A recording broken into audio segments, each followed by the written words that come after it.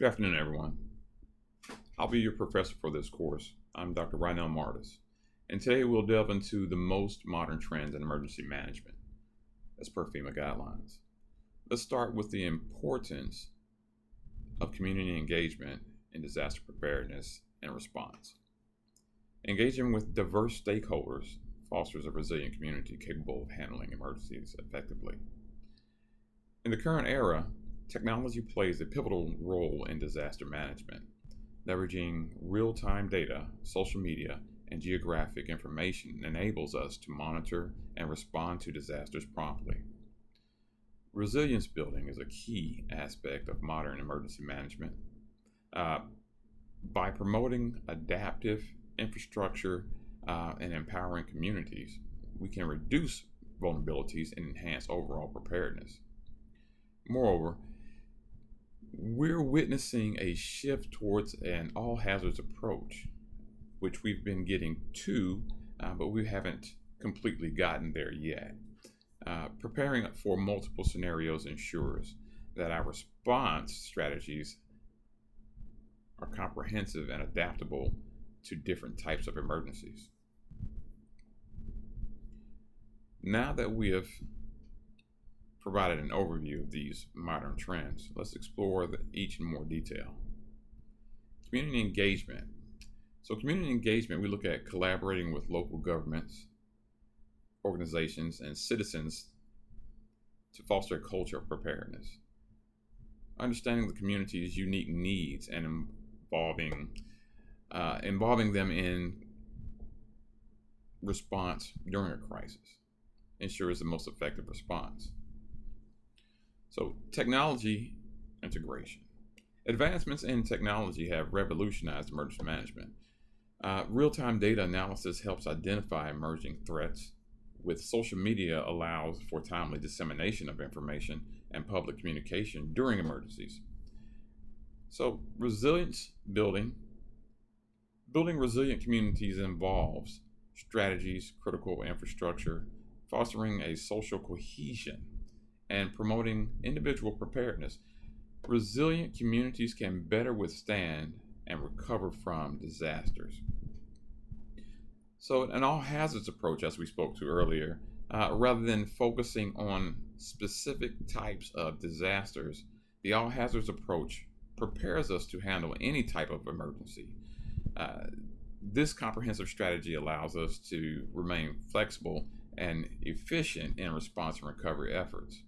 So, as an emergency management professional, it's essential to stay updated on these trends and incorporate them into your strategies. Something that we'll delve into, later on in the course, strategic leadership and emergency management. But by doing so, we can create a safer and more resilient communities.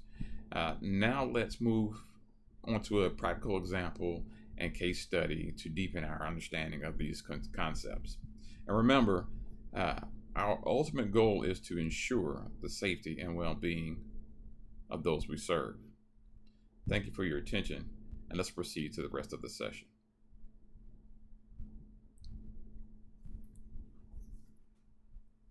Thank you for your engagement in this session. Now let's delve deeper into each modern trend in emergency management to understand their practical applications. Community engagement. So, community engagement, we look at effective community engagement involving the building of strong relationships with diverse stakeholders, including local governments, NGOs, community groups, and businesses. These partnerships facilitate the exchange of information, resources, and the expertise. Conducting town hall meetings, workshops, and exercises encourage public participation and ensures that emergency plans are community-driven. A key point here, community-driven at the local level, and culturally sensitive. Also a key point here. By actively involving the public, we create a sense of ownership and responsibility for disaster preparedness, leading to more resilient society. So let's look at technology integration as we look further into this. Today, technology offers a wide array of tools to enhance emergency management. Utilizing geographic information systems, GIS, allows us to visualize and analyze and map data related to hazards, infrastructure, and population distribution. Social media platforms serve as invaluable communication channels when properly used during emergencies, enabling us to share crucial information with the public, address concerns, and dispel any rumors that are out there. Remember that clear and concise communication is significant. Furthermore, the advanced sensors and early warning systems provide timely alerts, giving people more time to prepare for imminent threats. So when we look at that, let's look at resilience building as well. So building resilience is an ongoing process that involves various strategies. It starts with conducting vulnerability assessments to identify areas prone to specific hazards. By integrating these findings into land use planning and infrastructure development, we can minimize risks, mitigate as best possible. Empowering communities with information, training, and resources fosters a self-resilience and reduces their dependence on external assistance during emergencies. Additionally, promoting mental health support and social cohesion creates a strong support network for individuals affected by disasters. All hazards approach, we look at, the all hazard approach acknowledges that emergencies can come in various forms, such as natural disasters, technological accidents, biological outbreaks, or even terrorist attacks. Rather than maintain separate plans for each scenario, an integrated approach allows emergency managers to be more flexible and adaptive by focusing on common principles like incident command systems, resource management, communication protocols, where we can effectively respond to a wide range of emergencies. So, in conclusion for this section, understanding the implementing of these modern trends in emergency management can make a significant difference in our ability to safeguard lives and property during crisis. As a proposed female instructor, it's crucial that I stay updated with the latest developments in the field of emergency management and share this knowledge with our teams and communities that I engage with. By working together, embracing innovation, we can build a safer and more resilient future. So, in this section, I just want to say thank you for your active participation. If you have any questions or need further clarification on any topics covered in our course today, feel free to ask. Or just reach out to me. I'm always here to help students and help individuals understand emergency management to the best of my ability. So let's continue to learn and improve together to better serve those in need during emergencies. So in this section, we'll look at elaborating further on each of the modern trends in emergency management, as we want to make sure that everyone's current. So we look at community engagement, so let's delve into that a little bit more. Community engagement is a cornerstone of effective emergency management. It involves building strong relationships with all segments of the community, including residents, businesses, schools, faith-based organizations, and special populations. The goal is to involve them in the decision-making process, making them active partners in disaster preparedness and response efforts.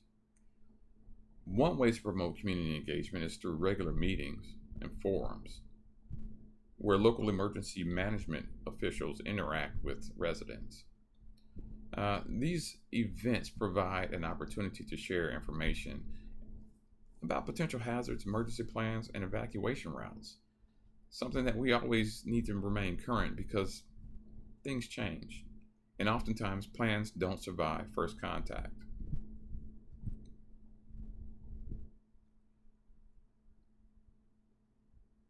So it allows officials to gather critical feedback from the public and address concerns when we're in those small group forums, if you will. Another important aspect of community engagement is conducting outreach in diverse languages and cultural contexts to ensure that all residents essentially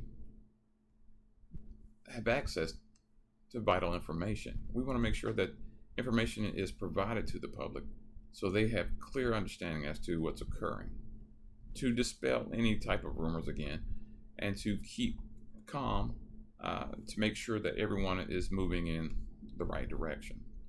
Additionally, leveraging community leaders and influencers can help disseminate emergency messages effectively, and especially in underserved and marginalized areas. So let's look at it from technological innovation and integration. Advancements in technology have revolutionized emergency management practices. Geographic information just play a crucial role in visualizing and analyzing data related to hazards, infrastructure, and vulnerable populations, as we spoke to. GIS enables emergency managers to make informed decisions and allocate resources effectively based on spatial analysis. Social media platforms again have emerged, as a powerful communication tool during emergencies. Officials use social media accounts managed by emergency management agencies that can provide real-time updates, safety instructions, and warnings to public. Essentially, moreover, crowdsourced information from the public can be valuable for situational awareness, but it should be verified by and corroborated before disseminated. Meaning, we just don't want to put any information out to the public if we aren't certain that the information is correct. Innovative technologies such as drones and satellite imagery assist in damage assessment and resource allocation, particularly in hard to reach or hazardous areas. So additionally, early warning systems use sensor networks to detect threats like earthquakes, floods, or wildfires, allowing for timely alerts and evacuation orders. So technology plays a significant role, but we also need to be resilience builders. Resilience building focuses on increasing a community's ability to withstand, adapt to, and recover from a disaster. It involves identifying vulnerabilities and developing strategies to reduce risks. Vulnerability assessments are conducted essentially to evaluate critical infrastructure, lifeline systems, and at-risk populations. So land use planning incorporates hazard mitigation strategies such as avoiding construction in flood-prone areas or implementing earthquake-resistant building codes. Investing in infrastructure that can withstand multiple hazards, like flood barriers that double as recreational spaces, or stormwater management systems, demonstrates a forward-thinking approach, something that we all must do from that strategic mindset. Empowering individuals with preparedness education and training is essential for community resilience. Community-based organizations, schools, and workplaces can all play a role in disseminating information about emergency plans. Evacuation routes and first aid skills are necessary. Preparedness campaigns can help raise awareness about the importance of having emergency kits and communication plans for families. Promoting mental health support and social cohesion is essentially critical for building resilience, sometimes, if not more so. Disasters can cause trauma and stress for fostering a strong social support network that can help individuals cope and recover more effectively. So let's look at that as we look into all hazards. You know, the all hazards approach acknowledges that emergencies can take many forms, regardless of the cause. Rather than developing separate plans for each potential scenario, an all hazards approach identifies common principles, terminology, and structures that can be applied universally. With that all hazards approach, we have to look at how we're going to command that. And so the Incident Command System, or ICS, is a key component of the all hazard approach, providing a standardized organizational structure for coordinating response efforts across agencies and jurisdictions. It establishes clear lines of authority, which is important, especially when we look at that chain of command. It ensures efficient resource management during emergencies, as we look at resources being one of those most critical elements that always seems to cause a challenge for managing emergencies. Standardized communication protocols essentially are for effective coordination during emergencies. Interoperable communication systems, command and control, ensure that all responding agencies can exchange critical information seamlessly, regardless of the communication device. We want to make sure they're interoperable, make sure that we can talk across agencies. So, in summary of this section, incorporating these modern trends in emergency management practices enable us to build a more resilient community, respond effectively to various hazards, and adapt to community engagement, leveraging technology, promoting resilience, and adopting an all hazards approach.